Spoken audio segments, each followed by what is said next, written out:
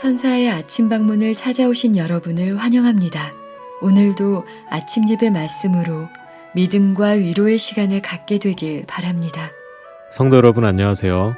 오늘도 아침 예배에 찾아오신 모든 성도님들을 진심으로 환영합니다. 하나님께서는 어려운 사람들을 도와줄 수 있는 손이 필요하십니다. 오늘 말씀을 통해서 하나님의 손과 발이 되어 가난하고 어려운 자들을 돕게 되는 저희 모두가 되기를 간절히 바랍니다. 이제 기도하겠습니다. 하늘에 계신 아버지, 오늘도 아침 예배로 인도해 주심에 감사드립니다. 아침 예배를 통해서 하나님께서 어떠한 분이신지, 그리고 하나님을 믿는 우리가 어떻게 살아야 하는지를 가르쳐 주실 때마다 겸손한 마음으로 받아들이고 따라갈 수 있는 믿음을 허락하여 주시옵소서. 오늘도 목사님께서 권면해 주실 때 성령의 능력으로 함께하여 주셔서 말씀을 듣는 모든 성도들의 마음을 깨워주시고 옳은 길로 인도하여 주시옵소서. 감사드리오며 예수님의 이름으로 기도드립니다. 아멘. 오늘 우리가 하나님의 자비로운 돕는 손이라는 말씀을 묵상하겠습니다. 하나님께서는 이 세상에 어려운 자들을, 가난한 자들을, 힘들어서 고통하는 자들을 도와줄 수 있는 손이 필요합니다. 오늘 이 말씀을 묵상하겠습니다. 구원은 하나님의 자비에서 시작됩니다. 하나님께서 우리를 불쌍히 여기셔서 우리에게 소망이 생긴 것입니다. 그러므로 주의 긍휼하심 때문에 구원을 받았다면 우리의 가장 밑바닥에, 우리 신앙의 가장 밑바닥에 불쌍히 여기는 마음, 긍휼의 마음이 있어야 하는 것입니다. 오늘 우리가 그 마음을 받게 되길 간절히 바랍니다. 본문 성경절 마태복음 5장 7절입니다. 긍휼히 여기는 자는 복이 있나니 저희가 긍휼히 여김을 받을 것이며. 성도 여러분, 여러분은 하나님께 긍휼히 여김을 받기 원하십니까? 하나님께서 여러분을 불쌍히 여기기를 원하십니까? 그렇다면 우리가 다른 사람을 불쌍히 여기고 긍휼하게 여겨야 한다는 것입니다. 성경에는 이런 말씀이 종종 나옵니다. 다른 사람을 마음의 중심으로 용서해야 하나님께서도 나를 용서하겠다고 하셨고, 다른 사람을 판단하는 것처럼 하나님께서도 우리를 판단하시겠다고 하셨습니다. 하나님께서 성경에 왜 이런 말씀을 남기셨을까요? 자비와 불쌍히 여기는 마음이 없으면 하나님께서 인도하는 구원을 따라갈 수 없다는 것입니다. 본문을 읽겠습니다. 하늘에 계신 너희 아버지의 자비하심 같이 자비하라. 하나님께서 그대를 위하여 마련하신 위대한 선물을 생각하라. 하나님께서는 모든 상상을 초월하는 당신의 사랑을 그대에게 입증해 주셨다. 우리는 그것을 잴 줄이 없으며 비교할 기준도 없다. 성도 여러분, 우리가 힘들고 외로울 때 하나님의 자비를 바라보시기 바랍니다. 우리가 외로울 때 하나님의 자비를 생각하시기 바랍니다. 하나님께서 우리를 긍휼하게 여기셔서 이 멀리 지구까지 오셨습니다. 우리를 어떻게 해서든지 구원하셔서 하늘로 데려가기 위해서 오신 것입니다. 그 모든 것은 하나님의 자비요 불쌍히 여기는 마음 때문에 그런 것입니다. 성도 여러분, 우리 하늘 아버지께서는 그 자식을 불쌍히 여기고 자비롭게 대하는 마음이 있는 것입니다. 그런데 그리스도인이 하나님의 성품을 오해하면은 참 어려운 문제가 생깁니다. 하나님께서는 조금만 실수하면 책망하고 정죄하고 채찍을 드는 분이 아니십니다. 하나님께서는 어떻게든지 기회를 주시고 인도하시고 빛을 주시고 보호해 주시는 분이십니다. 당자도 그런 하나님의 모습, 아버지의 모습을 기억했기 때문에 돌아가게 된 것이죠. 당자도 아버지의 성품과 사랑을 기억했기 때문에, 그 자비를 기억했기 때문에 용기를 내고 믿음을 가지고 대주 우리에서 일어나 집으로 돌아갔던 것입니다. 성도 여러분, 하나님을 생각할 때 우리의 마음속에, 저와 여러분의 마음속에 무엇이 가장 먼저 생각이 납니까? 제일 먼저 자비와 사랑과 은혜가 기억나야 하는 것입니다. 그런 사람은 반드시 하나님께 돌아가게 될 것입니다. 본문 읽겠습니다. 하나님께서는 증여와 헌물을 통하여 감사가 흘러나가도록 그대를 초청하신다. 성도 여러분, 하나님께 대한 우리의 감사가 우리로부터 흘러나가는데 그 방법이 무엇이에요? 증여, 다른 사람에게 나눠주고 헌물을 드리고 헌금을 내는 이런 모든 자비의 손길을 통해서 우리 마음속에 있는 감사를 표현하라고 말하시는 것입니다. 그분께서는 그대가 그분의 자비로운 돕는 손이 되도록 요청하신다. 그대는 그대를 위하여 그처럼 많은 일을 행하신 그리스도의 요구를 거절할 수 있겠는가? 성도 여러분, 우리가 하나님의 은혜를 알면 우리 속에 자비와 불쌍히 여기는 정신이 생기게 되는 것입니다. 나를 이 어둠의 수렁에서 건져서 인도하신 하나님을 알면 도와주는 손을 갖게 되는 것입니다. 성도 여러분, 하나님께서는 당신을 따르는 성도들을 통해서 이 세상에 하나님의 자비가 전달되기 원하시는 것입니다. 그것이 하나님의 뜻입니다. 그래서 성령께서 우리의 눈을 열어주셔서 도움이 필요한 사람의 누구인지 어디에 있는지 보여주시는 것입니다. 왜 보여주실까요? 자비와 긍휼의 마음을 도움을 주라고 보여주시는 것입니다. 그것이 하나님께서 성령을 통해서 이 세상에 가난하고 어려운 자들을 도우시는 방법입니다. 우리를 그 도움의 통로로 사용하시는 것입니다. 본문 읽겠습니다. 그리스도께서는 불행을 목도하고 오셨다. 그분의 부드러운 동정심이 그대의 마음에 자리 잡게 하라. 하나님의 자녀들의 고통을 경감시킬 수 있는 자부정을 실천하라. 성도 여러분, 구원이 무엇입니까? 하나님의 뜻과 진리를 분명하게 깨닫고 말씀대로 사는 것이 구원입니다. 그러나 동시에 우리는 하나님의 성품을 가져야 하는 것입니다. 진리와 하나님의 성품이 나란히 같이 가야 되는 것입니다. 하나가 되어야 되는 것입니다. 그래서 불쌍한 사람을 보았을 때 불쌍히 여기는 마음이 나와야 되는 것입니다. 실수하고 넘어진 사람을 보았을 때 위로하고 일으켜주는 마음이 나와야 되는 것입니다. 성도 여러분, 진리는 하나님의 성품과 함께 가는 것입니다. 하나님의 성품 없이 진리는 빛으로 전달될 수 없기 때문입니다. 그런데 문제가 있죠. 문제는 하나님의 성품은 우리 힘으로 어떻게 만들어낼 수 있는 것이 아닙니다. 그것은 받는 것입니다. 성령께서 그래서 필요한 것입니다. 성령께서 우리의 마음을 감동시키고 은혜롭게 해 주셔야 합니다.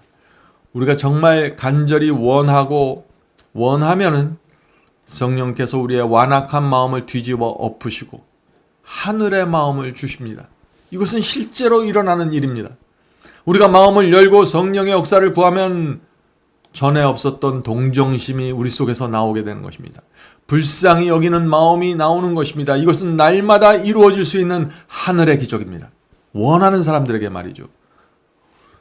본문을 읽겠습니다. 주께서는 무력하고 궁핍한 가운데서 우리의 봉사를 요구하는 가난한 사람들이 우리 옆에 둘러있는 일이 필요함을 아셨다.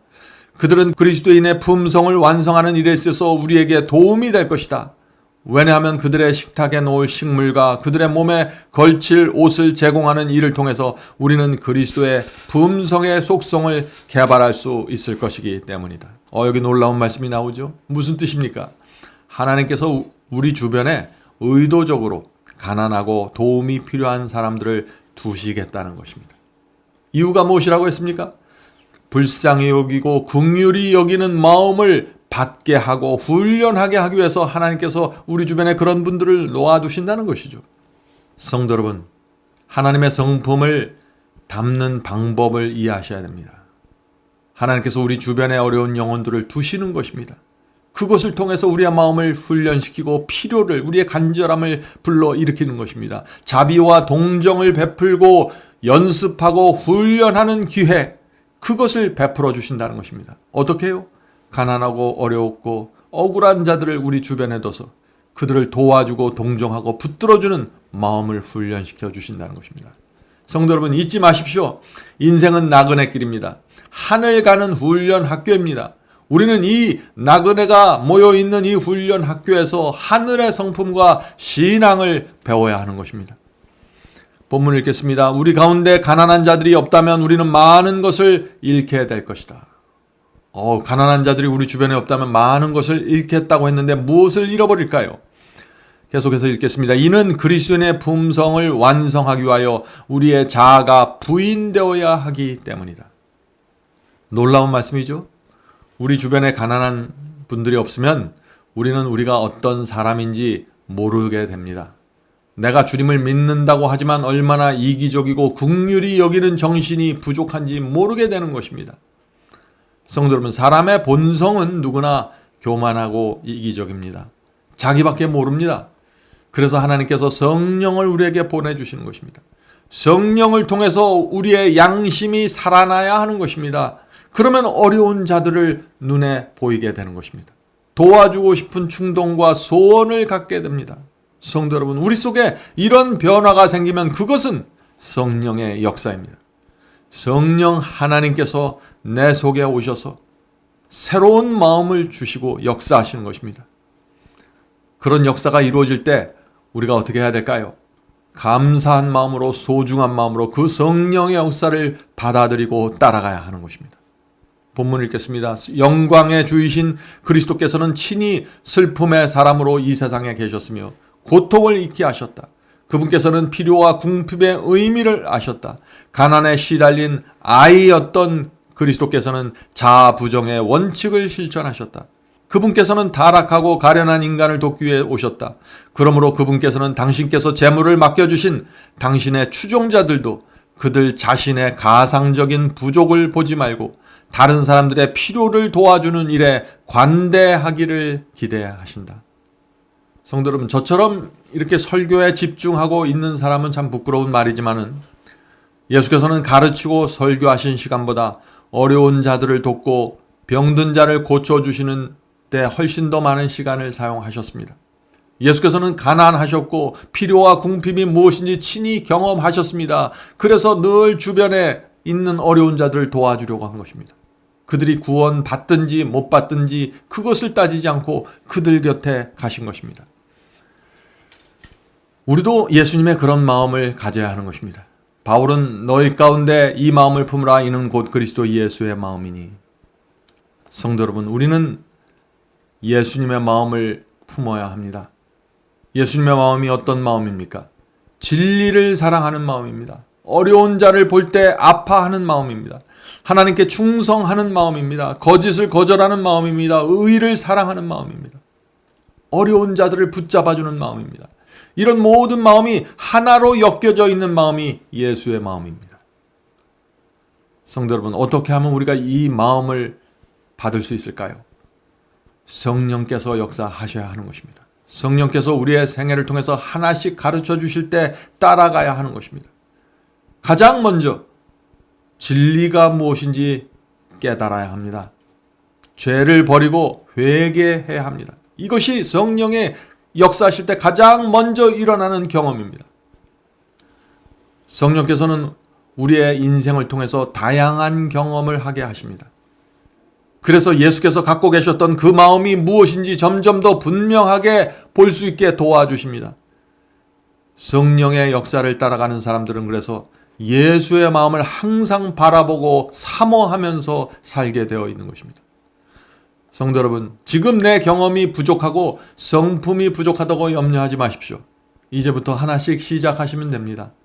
마음을 열고 진리가 무엇인지, 하나님의 뜻이 무엇인지 살피는 일부터 시작하십시오. 그러면 거기서부터 성령께서 하나씩 보여주시고 역사하면서 살아있는 경험으로 인도해 주시는 것입니다.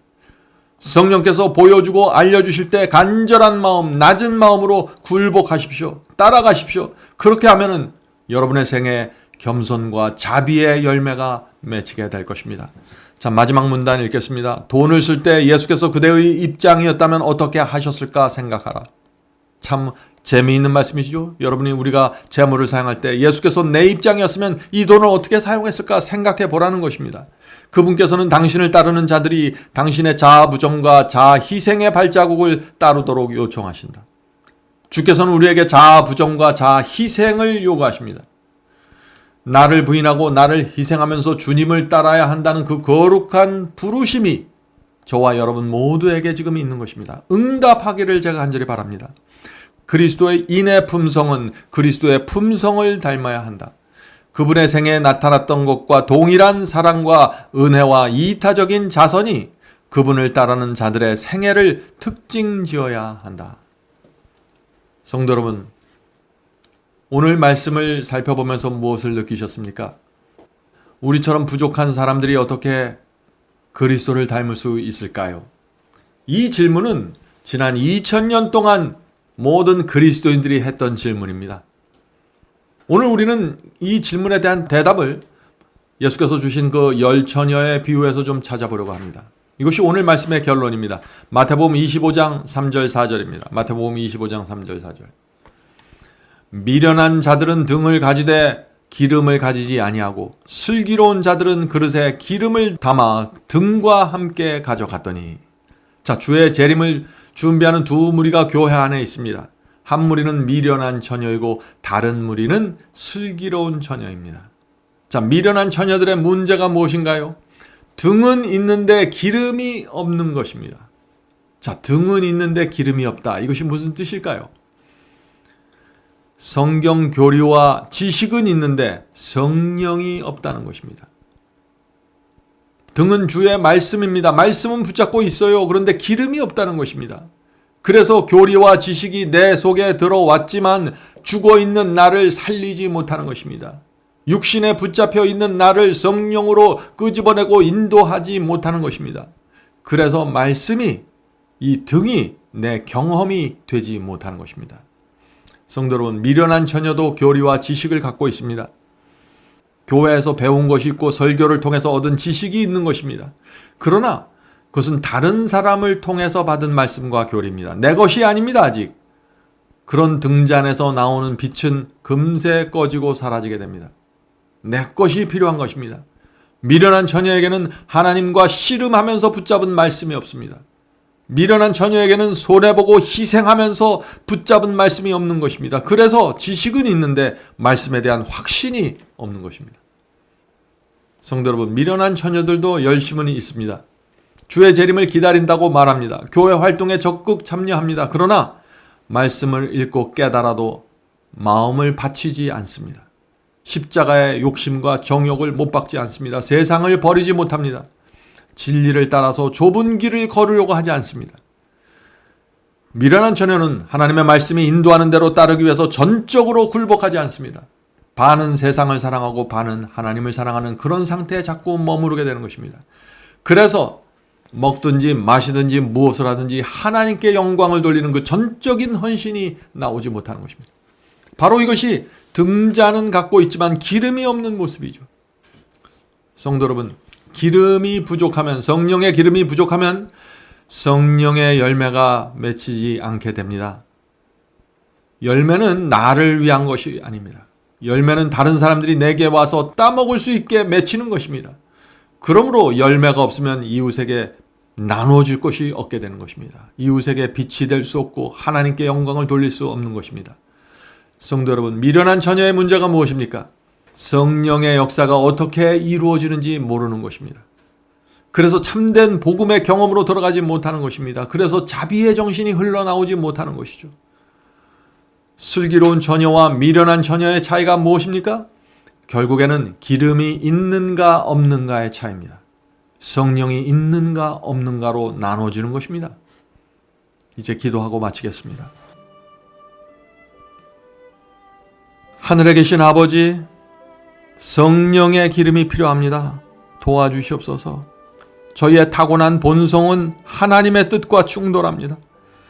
그래서 성령께서 저희에게 오셔서 저희의 마음을 부드럽게 해주시고 높아져 있는 교만을 내려쳐 주시옵소서.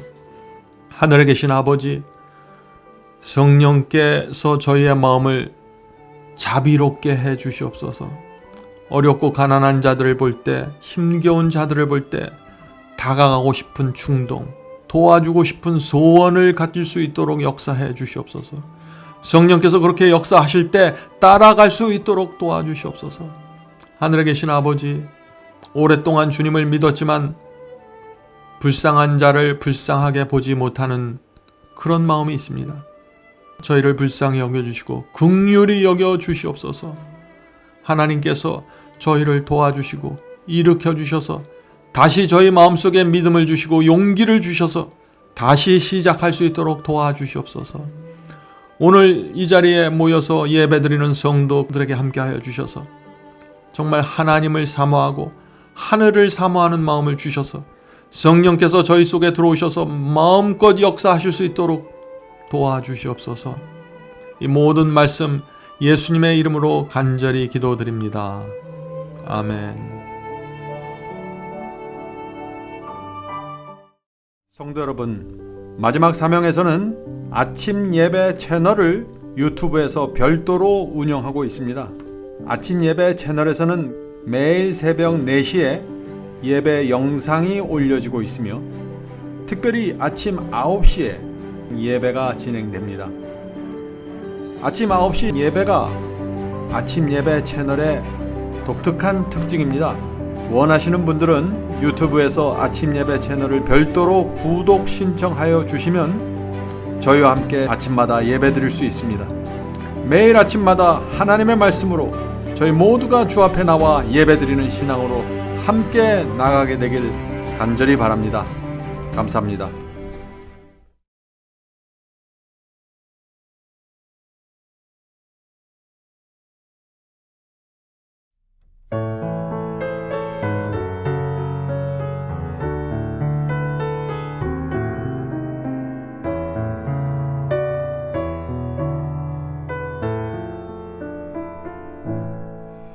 내가 넘어질 때 나의 손을 붙잡고 일으켜 세우는 주님,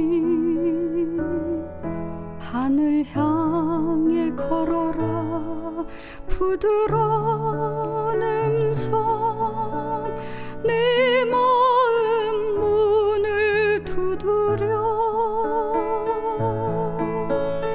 넘어지지 말고 하늘 향해 걷자. 내 주님만 보면서 등불 켜서 들고 하늘 향해 걷자. 내 주님만 위해 상한 나의 마음 자비하신 눈으로 어루만지시는 주님, 한 발 두 발 걸었네 주님 기뻐하시네. 내 마음 모두 바치리. 넘어지지 말고 하늘 향해 걷자. 내 주님만 보면서 등불 켜서 들고 하늘 향해 걷자. 내 주님만 위해.